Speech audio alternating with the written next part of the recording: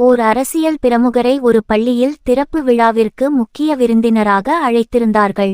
நான் அவசரமாக போக வேண்டும். விழாவை சீக்கிரம் தொடங்குங்கள் என்றார். ஒவ்வொரு மாணவருக்கும் ஒரு பரிசு கொடுக்க இருக்கிறோம்.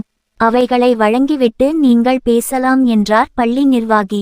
முடியாது, நான் உடனே போக வேண்டும் என்று அடம்பிடித்தார் பிரமுகர். நிர்வாகி ஏதோ சொல்ல முயன்றும் பிடிவாதமாக மறுத்துவிட்டு பேசத் தொடங்கினார் அந்த அரசியல் பிரமுகர். மாணவர்கள் மத்தியில் ஒரு சலனமும் இல்லை, மிகவும் அமைதியாக உட்கார்ந்திருந்தனர்.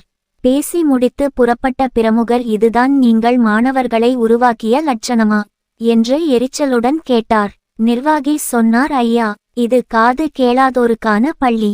அனைவருக்கும் காது கேட்கும் கருவிகளை வழங்க இருந்தோம். முதலில் நீங்கள் வழங்கியிருந்தால் உங்கள் பேச்சை ரசித்து மகிழ்ந்திருப்பர் என்றார். அவசர காரியம் அவதியில் முடியும் என்பதை அறிந்தார் அந்த விருந்தினர். நன்றி.